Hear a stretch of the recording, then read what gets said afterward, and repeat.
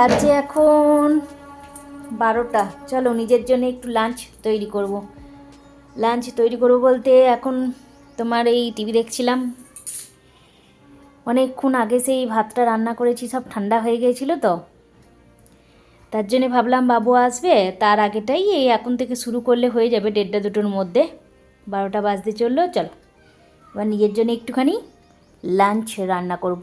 মানে নিজের জন্য নয়, করব ওদের জন্য, তবে করে রাখি।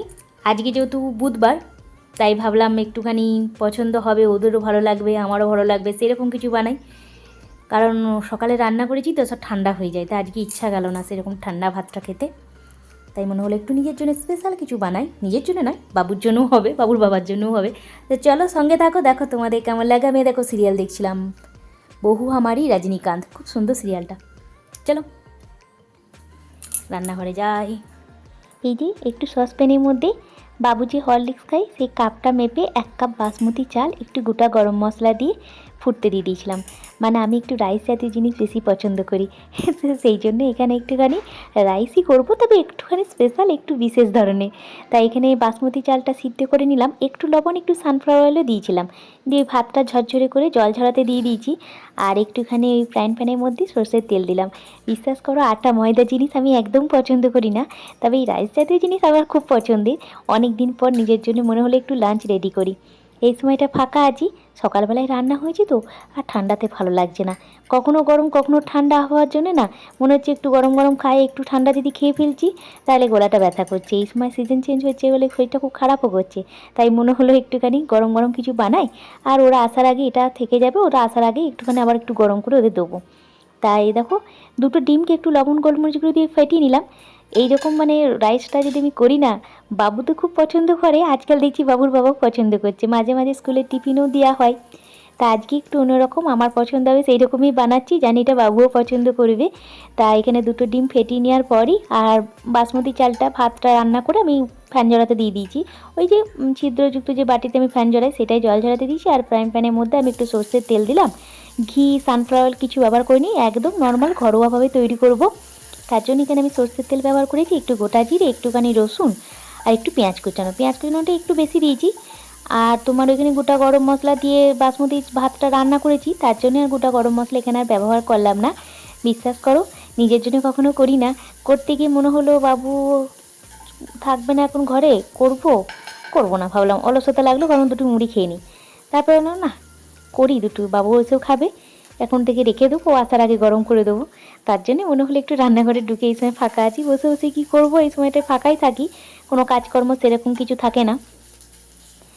কারণ এই সময় টিভি দেখি, এডিট করি, পোস্ট করি, ভয়েস ওভার দিই, এইসব কাজ থাকে আমার। এডিটের কাজটা আমি এই সময় করি, সন্ধ্যের পর আমি কোনো কাজ রাখি না। সন্ধ্যের পর কোনো ভিডিও শ্যুট করা বা সন্ধ্যের পর বাবুর জন্য কিছু বানানো বা সন্ধ্যের পর ভিডিও এডিট করা এইসব করি না। বাবুর পড়া ধরা, সন্ধ্যে রাত্রে খাবার এইসবগুলি করি। বাবু যেদিন টিউশনি থাকে সন্ধ্যেবেলায় চলে যাই, সেটা ঠিক আছে, তখন একটু টিভি দেখি। আর বাবু যদি বাড়িতে থাকে ওর পড়া ধরা, ওর কাছে বসে থাকা, এগুলিই করি। তার জন্যে সন্ধ্যেবেলাটায় আমি আর কিছু রাখি না, যা করি এই ওরা স্কুল চলে যায় দুজনাই, এই টাইমটাতে করি, এই 4:30 পর্যন্ত যেটা হয় সেই টাইমটাতে করে নিই। এখানে দেখো পেঁয়াজ রসুন একটুখানি ভেজে নিলাম, আর লবণ আর গোলমরিচ গুঁড়ো দিয়ে তো আমি ডিমটা ফেটিয়ে রেখেছিলাম, 2টো ডিম ব্যবহার করেছি, 3জনাকার জন্য করছি তো, তাই 2টো ডিমইতেই যথেষ্ট। দিয়ে একটু ভুজিয়ার মতো করে নিচ্ছি।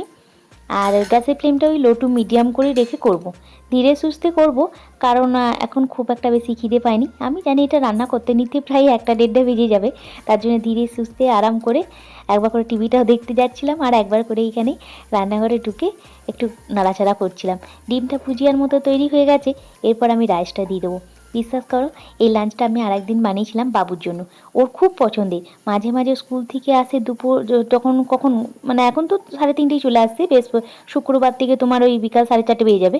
তবে তোমার ওই বুধবারের পর্যন্ত, যেটা মানে আমি বলছি বুধবার না, বুধবারে তোমার ওই 3:30 আসবে ঠিকই, কিন্তু তার আগে তো ও আসতো বিকাল 4:30।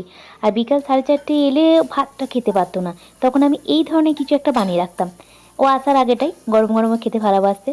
সেই জন্যই মানে আমি জানি বাবুরও পছন্দ হবে, এখন বাবুর বাবা পছন্দ করবে। তাই এখানে একটুখানি এই ভুজিয়ার মতো করে নেওয়ার পর যে ভাতটা আমি তৈরি করেছিলাম বাসমতি চালের, সেটা সবটাই দিয়ে দিলাম। ওই যে বাবুর হরলিক্স কাপের মানে 1 কাপ নিয়েছিলাম চালটা, ভালো করে ধুয়ে ভিজাতে দিইনি, একবারে তোমার ওই সিদ্ধ করে নিই, ভাতটা তৈরি করে নিয়েছি। আর খুব তাড়াতাড়ি হয়ে যায়, যে খুব একটা পরিশ্রমের কাজ, অনেকটা সময় লাগবে তা নয়। এই জন্যই দেখলাম যে না, আমি অলস অলস একটু খুব বেশি, মানে নিজের জন্য রান্না করার ক্ষেত্রে। বাবুর জন্য, বাবুর বাবার জন্য করতে বলো হাসি মুখে করে দেবো, কেউ এলে করে দেবো, কিন্তু ওই নিজের জন্য করবো, ও নিজের জন্যে ডায়েটিংয়ের খাবার, নিজের জন্যে এই এর খাবার ওর খাবার করব না। ওই যে একদিন ওটসের খাবার করেছিলাম, তাও সেদিন মুড়িটা খেতে ইচ্ছা হলো না, একটু গরম কিছু খেতে ইচ্ছা করছিলো, গলাটা ব্যথা করছে বলে, তার জন্য ওটসের একদিন রান্না করেছিলাম জলখাবারে একটুখানি। আর এই যে আজকে একটুখানি করছি, এই প্রথমবার নিজের জন্য করছি। বাবু খুব রেগে যায়, বাবুর বাবা রেগে যায়, কেন তুমি দুপুরবেলার দিকে নিজের মতো করে দুটি করে নিতে পারো না, আমাদের মতো করে দেবে, দুপুরবেলা নিজের মতো করে দুটি চাপাবে এই শীতকালটাতে। আমার না, অলসতা লাগে, ভালো লাগে না, বসে থাকলে উঠতে ইচ্ছা করে না, আর আমি পারবো না, যা করেছি সেটাই হবে, সেই জন্য আর নিজের জন্য করি না। তাই দেখো, তোমাদের সঙ্গে বকবক করতে গিয়ে কী দিলাম, একটু লবণ দিয়েছিলাম, কিশমিশ দিলাম, আর একটুখানি কাঁচা লঙ্কা কুচানো, আর একটুখানি ধনেপাতা কুচানো দিয়ে দিলাম, ব্যাস এইটুকুই। এর বেশি তো কোনো মশলা যাবে না। ওই জিরে ফোড়ন, তোমার গোটা গরম মশলা দিয়ে ভাতটা রান্না করেছি, একটু পেঁয়াজ, একটু রসুন, একটু ধনেপাতা, একটু কাঁচা লঙ্কা, একটু কিশমিশ, একটু লবণ, ব্যাস। ডিমটা দিকেও যেহেতু করেছি, আর ডিমটা ফাটানোর সময় একটু গোলমরিচ গুঁড়ো দিয়েছিলাম, এইটুকুতেই যথেষ্ট। একটু নাড়াচাড়া করে নিলাম, হয়ে গেছে আমার রাইসটা। দাঁড়াও, রাইসটা হয়ে যাওয়ার পর প্রেসার কুকারে একটুখানি আলুর দম চাপিয়ে দেবো, তারপর এটা খাবো। দুটো বাজছে জানো, এই আলুর দমটা প্রেসার কুকারই করেছি। তা চলো চটপট করে খেয়ে নিই। একটু স্যালাডের মধ্যে শশা নিয়েছিলাম, গাজরটা দেখলাম ফ্রিজের মধ্যে রাখা আছে, ঠান্ডায় কি বার করবে, গাজরটা আর বার করলাম না।